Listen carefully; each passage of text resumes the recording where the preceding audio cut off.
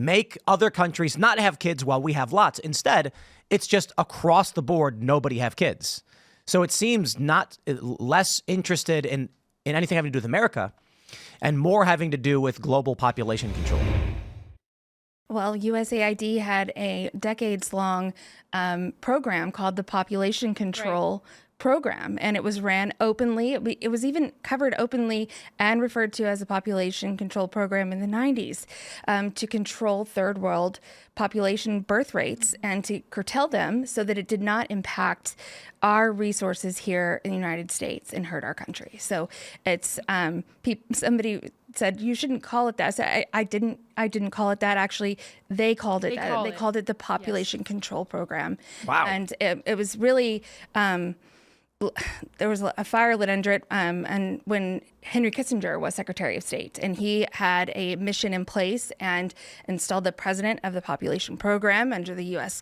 government that would go and try to incentivize, especially in countries like India. They would go to poor villages and use cash to incentivize the men to get vasectomies, or even incentivize the women to sterilize themselves so that and pay them to do so. So it's absolutely just horrendous thing to know that our country was involved in that, and this organization that supported it and propped it up, and they even praised it. And this newspaper, the Detroit Free Press, actually in 1992 was giving the USAID accolades for the decrease in the birth rate in these third world countries, and for the work all credited to USAID. So that doesn't get darker than that. So there's actually there's this amendment. It's called the Siljander Amendment. Are you familiar with that? I'm familiar with the name. Wasn't he the president of this program? No, he was. So it's an amendment restricting any of our foreign aid dollars to be used. I'm reading it right here. Be used to lobby for or against abortion. So it's not totally just abortion. Now they just put it under the guise of empowering women and birth control. Of course. But it's all still for the same goal, to prioritize the American empire, and so that we do not have to worry about our resources being hindered by a population boom in a third world country. And yeah, but it's crazy. But if the U.S. banned abortion and was advocating for family policy and putting on TV like moms with 7 kids, and they were going like, wow, look at the greatest thing ever, you should be like them, and then was going to these foreign countries and being like, you should get an abortion. There's some logic there. Make other countries not have kids while we have lots. Instead, it's just across the board, nobody have kids.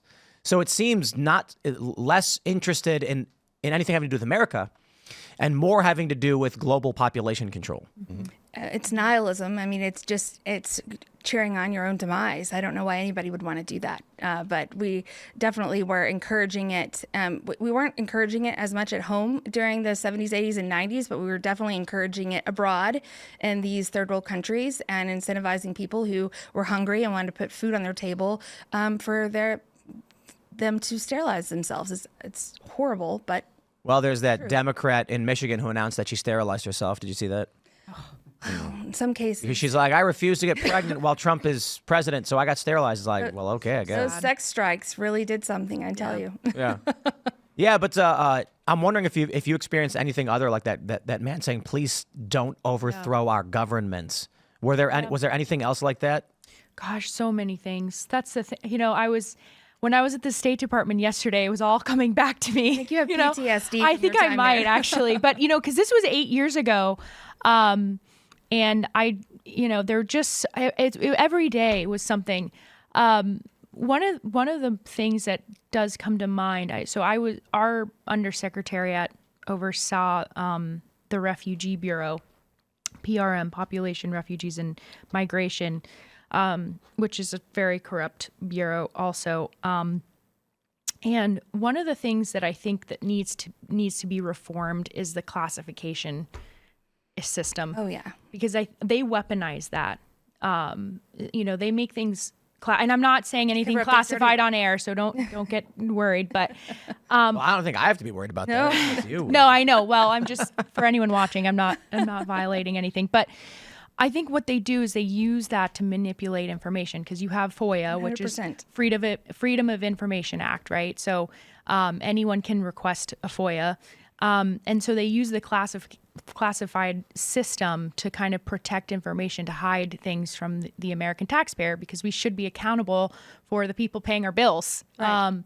So there was one instance where there was a foreign national from Iraq who came through our refugee program. He was in California, and he had gone through the vet, right, supposedly, and he was living in California. And so when you come to our soil, you have 2 years to apply for you're given legal or status, and then you have to apply to become a legal permanent resident.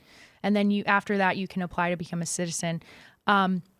But his legal permanent resident status was denied because they found out that there was a warrant out for his arrest for assaulting a police officer in Iraq and having ties to a terrorist group there. But they did everything they could to hide that. They did not want, because this was obviously during the Trump administration, so people didn't want refugees in the country, and they did not want that getting out. And so they did everything they could to try to hide that. Finally, it was in the DOJ revealed his name and everything, but it was kind of brushed under the rug because they didn't want to counter their narrative, right? But there were lots of instances like that where, the American taxpayer should know what's going on with our tax dollars. It's not an unreasonable request.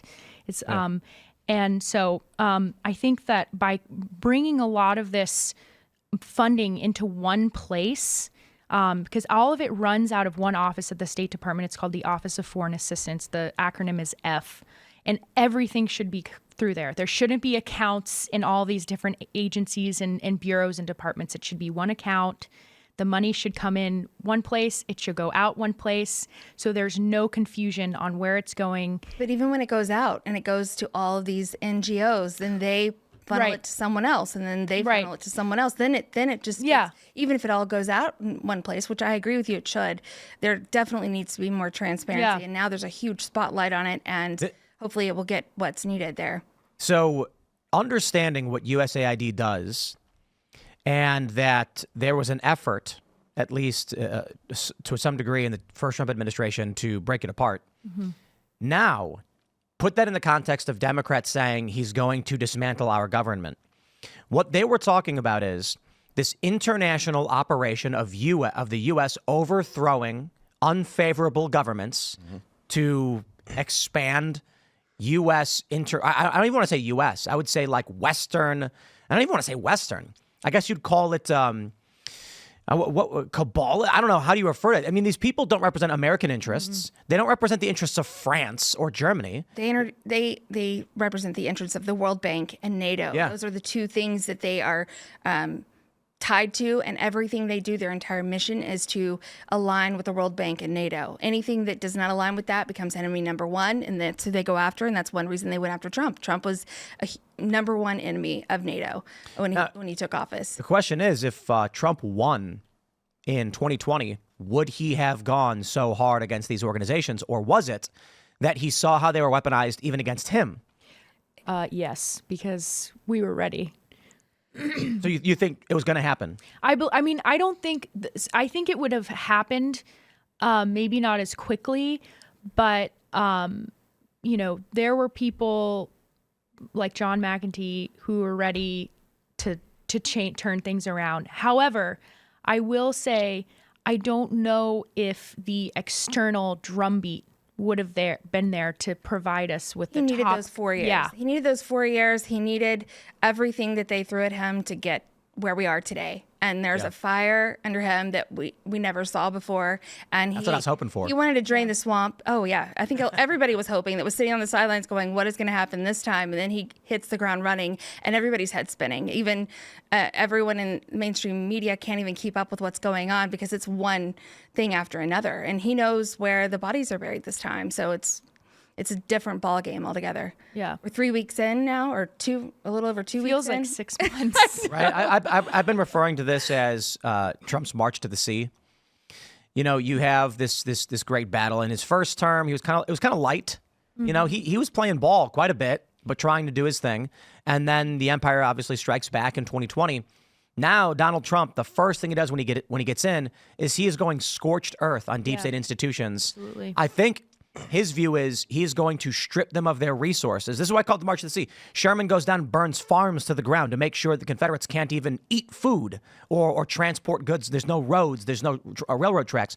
Trump going in, offering buyouts to the CIA, firing FBI. Now they're saying there's insubordination because the feds don't want, they're trying to sue.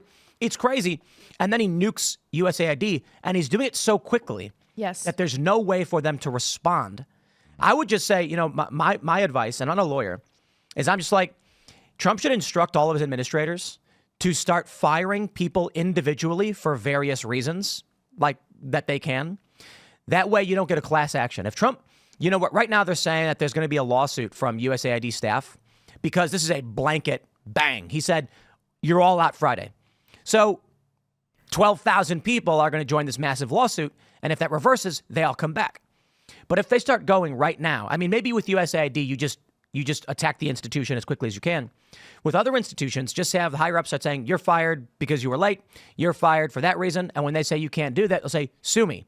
And then that's going to require 10,000 individual lawsuits, which is going to be nuts and impossible for these people to actually deal with. Thanks for watching this clip from the Culture War podcast. We're live every Friday, 10 a.m. to noon. So subscribe and come hang out.